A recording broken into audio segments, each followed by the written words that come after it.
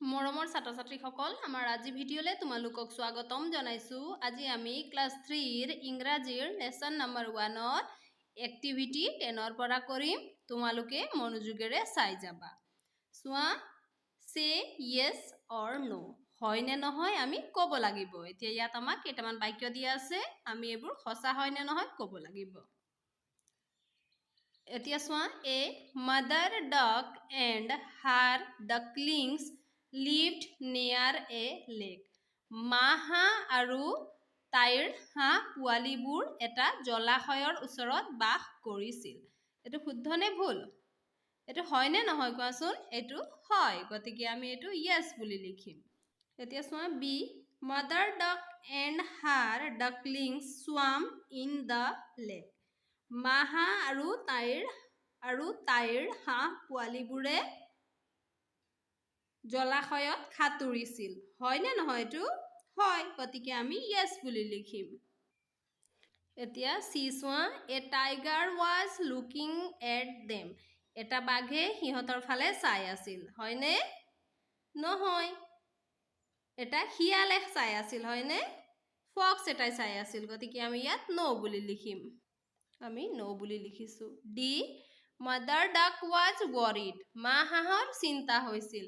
এইটো হয়, গতিকে আমি ইয়াত yes বুলি লিখিম। ই চোৱা, মাদাৰ ডাক ৱকড ফাষ্ট। এইটো মা হাঁহে বেগাই খোজকাঢ়িছিল। এইটো হয়, গতিকে আমি yes লিখিম। F the fox went away happily. শিয়ালটো সুখী হৈ তাৰ পৰা গুচি গৈছিল। হয়নে? নহয়, দুখ মনেৰে গৈছিল। গতিকে আমি এইটো নো বুলি লিখিম। আমি ইয়াত নো বুলি লিখিছো। Activity 11. Listen to your teacher and draw what you understand. তোমাৰ শিক্ষকে কোৱাটো শুনা আৰু তুমি কি বুজি পালা সেইটো ইয়াত আঁকা। ইয়াত আছে mother duck swims in the lake. মা হাঁহে পুখুৰীত সাঁতুৰিছে। এতিয়া তোমালোকে সেইটো ইয়াত আঁকিব লাগিব। এইটো তোমালোকে কৰিবা। এতিয়া চোৱা, activity 12A. Look at the picture and read what the ducklings do every day. তোমালোকে এই ছবিখনলৈ চোৱা আৰু তোমালোকে এইটো পঢ়া যে হাঁহ পোৱালিবোৰে সদায় কি কৰে। এতিয়া আমি পঢ়িম, চোৱা। The ducklings and their mother live in a lake. হাঁহ পোৱালিবোৰ আৰু সিহঁতৰ মাকে এটা জলাশয়ত বাস কৰে। The ducklings swim in the lake. হাঁহ পোৱালিবোৰে জলাশয়ত সাঁতুৰে। They play near the lake. আৰু সিহঁতে কি কৰে? জলাশয়ৰ ওচৰত খেলে। এতিয়া চোৱা, activity 12B.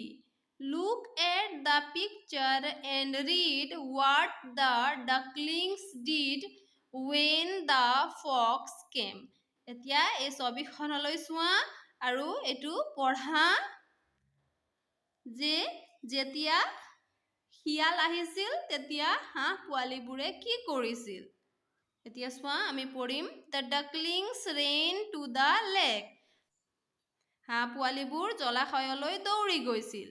They swam in the lake. আৰু সিহঁতে কি কৰিছিল? জলাশয়ত সাঁতুৰিছিল। They felt happy to see mother duck coming back. মা হাঁহ ঘূৰি অহা দেখি সিহঁতে বৰ ভাল পাইছিল। এতিয়া চোৱা, activity 12C. Now copy 2 sentences about what the ducklings do. এতিয়া আমি কি কৰিব লাগিব? হাঁহ পোৱালিবোৰে কি কৰিছিল সেয়া দুটা বাক্য আমি সেইফালৰ পৰা ইয়াত লিখিব লাগিব। এতিয়া আমি প্ৰথমতে লিখিছো, The ducklings ran to the lake. হাঁহ পোৱালিবোৰ জলাশয়লৈ দৌৰি গৈছিল। এতিয়া আমি বি লিখিম। আমি ইয়াত বি লিখিছো, They swam in the lake. সিহঁতে জলাশয়ত সাঁতুৰিছিল। এতিয়া চোৱা, activity 13. Fill in the blanks with the correct words to complete the following sentences to show What happened to mother duck and her ducklings?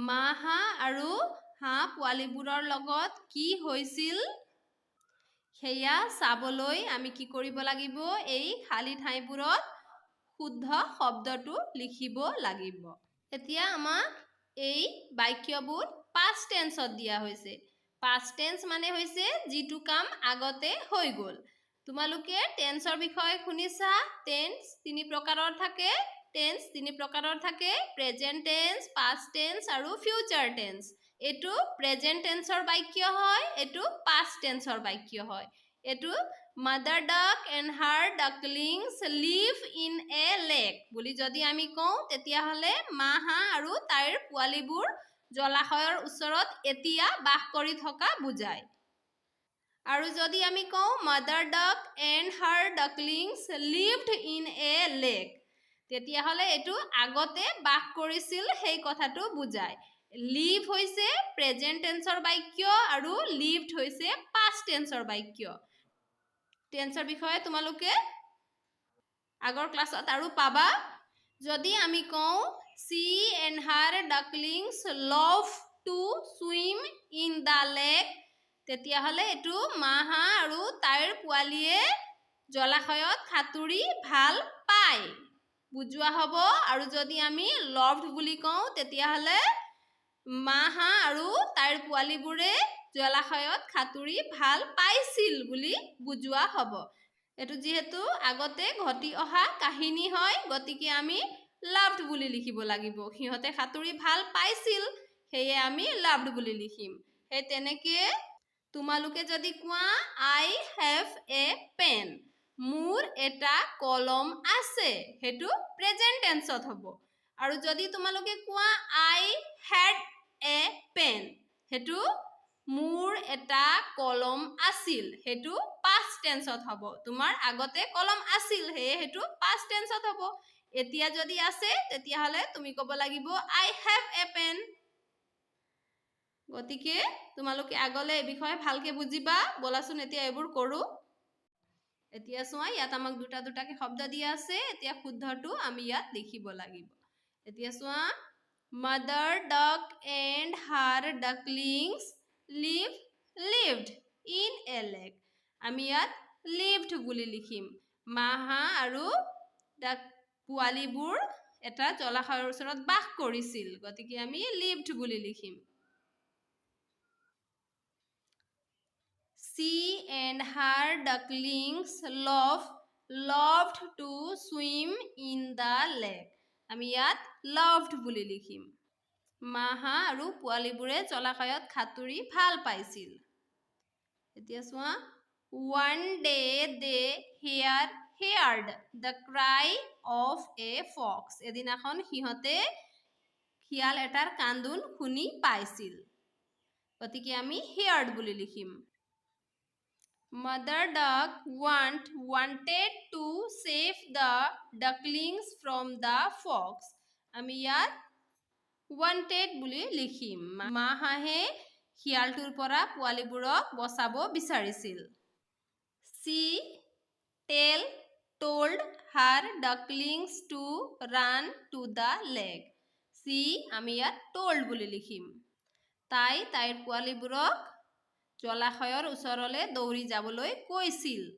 told তাৰ পিছত she walked very fast আমি ইয়াত she walked বুলি লিখিম তাই বেগাই খোজ কাঢ়িছিল she went far away from the ducklings তাই পোৱালিবোৰৰ পৰা বহুত দূৰলৈ গৈছিল গতিকে আমি ইয়াত went বুলি লিখিম The foolish fox followed her The foolish fox আমি লিখিম followed মানে মূৰ্খ শিয়ালটোৱে তাইৰ পিছ লৈছিল She returned to the lake when she saw her ducklings safe এতিয়া আমি ইয়াত she returned বুলি লিখিম তাই তাইৰ পোৱালিবোৰক সুৰক্ষিত দেখি আকৌ জলাশয়লৈ উভতি আহিছিল মৰমৰ ছাত্ৰ ছাত্ৰীসকল, আজি ভিডিঅ'ত আমি ইমানেই কৰিলোঁ। আমাৰ পৰৱৰ্তী ভিডিঅ'ত আমি বাকী ৰৈ যোৱা এক্টিভিটিজখিনি কৰিম। আজিলৈ ধন্যবাদ।